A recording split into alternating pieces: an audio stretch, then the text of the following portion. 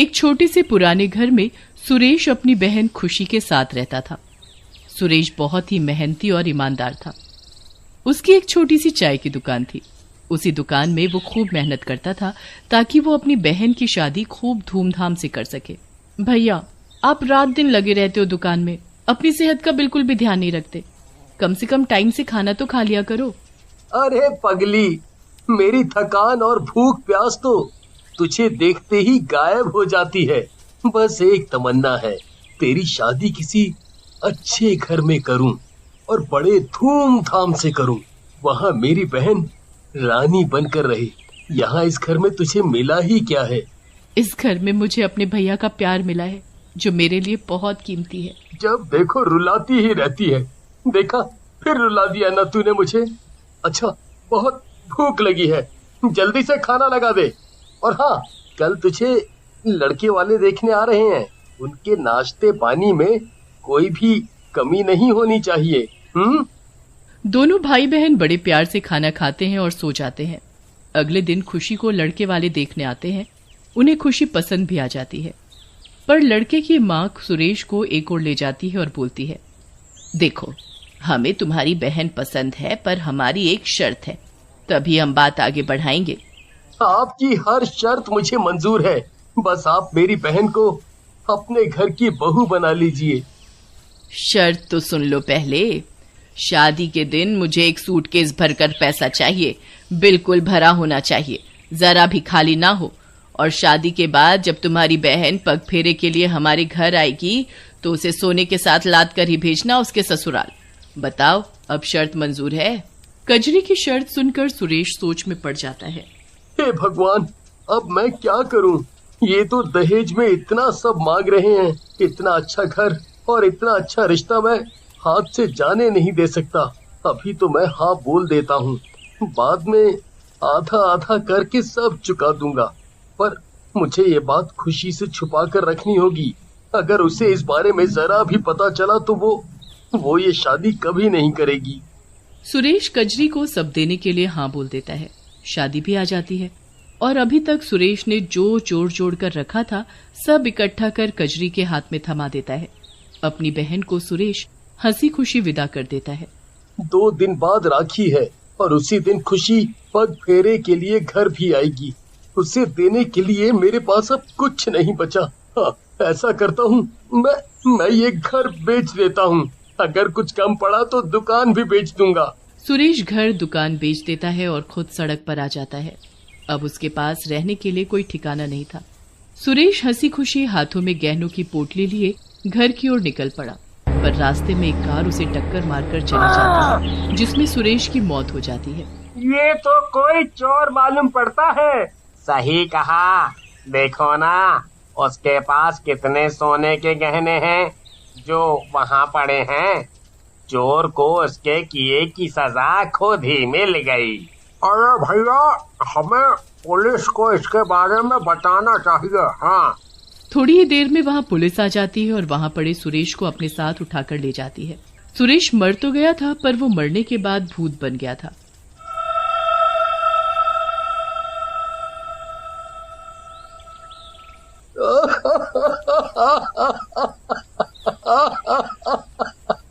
मौत भी कैसी मिली है।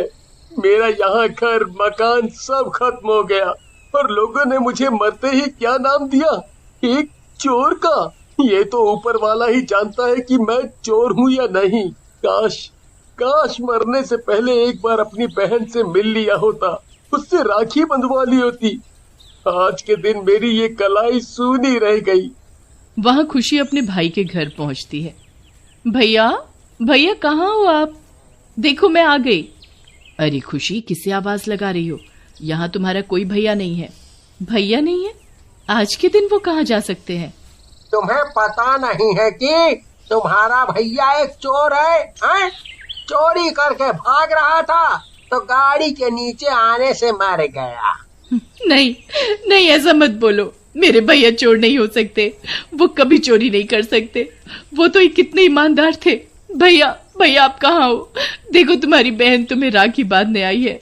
आप सब झूठ बोल रहे हो। मैं तुम्हारी बातों पर यकीन नहीं कर सकती। मेरे भैया नहीं मर सकते। मैं आ रही हूँ भैया, आप कहीं भी हो मैं आपको ढूंढ ही निकालूंगी। हाथ में राखी और आंखों में आंसू लिए खुशी निकल पड़ती है सड़कों पर अपने भैया को ढूंढने। सड़क के बीचों बीच आते ही उसकी भी वैसे ही मौत हो जाती है जैसे उसके भाई की हुई थी। मरते ही वो चुड़ैल बन जाती है। मैंने तो हर राखी पर अपने भैया की लंबी उम्र की प्रार्थना की थी, फिर क्यों वो मुझे छोड़कर चले गए। भैया, अगर आप इस दुनिया में वाकई नहीं हो तो देखो, मैंने भी इस दुनिया को अलविदा कर दिया है। मैं भी मर चुकी हूँ, आपके बिना मैं कैसे जी सकती हूँ। खुशी अब एक चुड़ैल बन चुकी थी और सुरेश भूत, पर दोनों को ही पता नहीं था कि वो दोनों भूत और चुड़ैल बन चुके हैं। खुशी जरूर आई होगी मुझसे मिलने घर, मुझे राखी बांधने। मेरे घर ना मिलने से शायद वो वापस चली गई हो। उसे कितना बुरा लग रहा होगा आज मेरे घर ना मिलने से।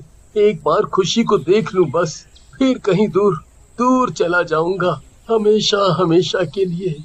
खुशी कहीं दिखाई क्यों नहीं देती? अब तो शाम होने को आई है, उसे तो अब तक वापस आ जाना चाहिए था। आखिर कहाँ गई होगी? घर में और कोई भी नहीं दिख रहा, सब कहाँ गए? वहाँ पूरा घर खुशी के अंतिम संस्कार में लगा हुआ था और भूत अपनी बहन को उसके ससुराल ढूंढ रहा था। वहाँ चुड़ैल अपने भैया के घर पहुँचती है और जमुना दास को वहाँ देखकर बहुत आग बबूला होती है। ये कौन है और मेरे भैया के घर में क्या कर रहा है? अभी बताती हूँ इसे। कौन है तू और यहाँ क्या कर रहा है? चुड़ैल, मैंने कुछ नहीं किया, मुझे छोड़ दो भाई, मुझे छोड़ दो। इस घर में क्या कर रहा है तू? निकल यहाँ से। ये घर अब मेरा है। मैंने इस घर की पूरी कीमत दी है भाई। क्या? इसका मतलब ये घर बिक चुका है, पर क्यों? मुझे क्या पता, जिसने मुझे ये घर बेचा है उसी से जाकर पूछो और मुझे जाने दो। चुड़ैल बहुत गहरी सोच में पड़ जाती है कि आखिर उसके भैया ये घर क्यों बेचेंगे। वो सोचते सोचते जा ही रही होती है कि रास्ते में उसे एक गरीब बच्चा रोता हुआ दिखाई देता है। चुड़ैल उससे जाकर पूछने लगती है, क्यों रो रहे हो और तुम्हारा घर कहाँ है? तुम चुड़ैल हो, मुझे खा जाओगी, कोई बचाओ बचाओ। शांत रहो बच्चे, मैं तुम्हें कुछ नहीं करूंगी। कुछ नहीं करोगी? मुझे खाओगी तो नहीं? पक्का नहीं खाऊंगी। अब बताओ क्या बात है? आज राखी है, मैं हमेशा पैसे जोड़कर अपनी बहन के लिए उपहार लाता हूँ, पर इस बार मैं भूल गया और अब मेरे पास मेरी बहन को राखी बधाई देने के लिए कुछ नहीं है। मैं अपनी बहन को बहुत प्यार करता हूँ। तुम अपनी बहन को बहुत प्यार करते हो ना, और तुम्हारी बहन तुम्हें, इसलिए आज तुम राखी बंधाई पर अपनी बहन को ढेर आशीर्वाद देना, उसे हमेशा खुश रखने का। देखना, उससे अच्छा उपहार उसके लिए हो ही नहीं सकता। सच में? वो खुश हो जाएगी? हाँ, मैं ऐसा ही करूँगा। तुम्हारा बहुत बहुत शुक्रिया। अब मैं चलता हूँ। एक बहन के लिए इससे अच्छा उपहार हो ही नहीं सकता। भैया आप कहाँ हैं? शाम ढलने को आई पर आप मुझे कहीं नहीं दिखे। चुड़ैल हार कर अपने ससुराल की तरफ जा ही रही होती है कि उसे घर के बाहर एक भूत खिड़की से झांकता हुआ दिखाई देता है। ये तो कोई भूत मालूम पड़ता है, पर ये मेरे घर की खिड़की से क्या झांक कर देख रहा है? अभी बताती हूँ।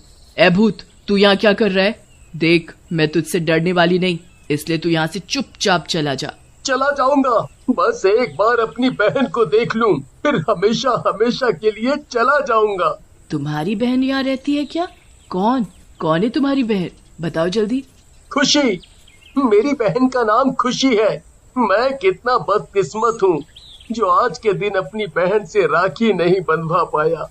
खुशी सब बता देती है कि वो एक चुड़ैल कैसे बनी, और भूत भी बता देता है कि वो कैसे मरा। दोनों घर के बाहर खड़े होकर बात कर ही रहे होते हैं कि तभी चुड़ैल अपनी सास को बात करते हुए सुन लेती है कि उसने खुशी की शादी में उसके भाई से ढेर सारा सोना मांगा था।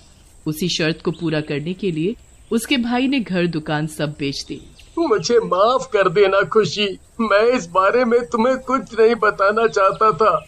भैया, पूरी दुनिया में तुमसे अच्छा भाई कोई हो ही नहीं सकता। चुड़ैल अपने भाई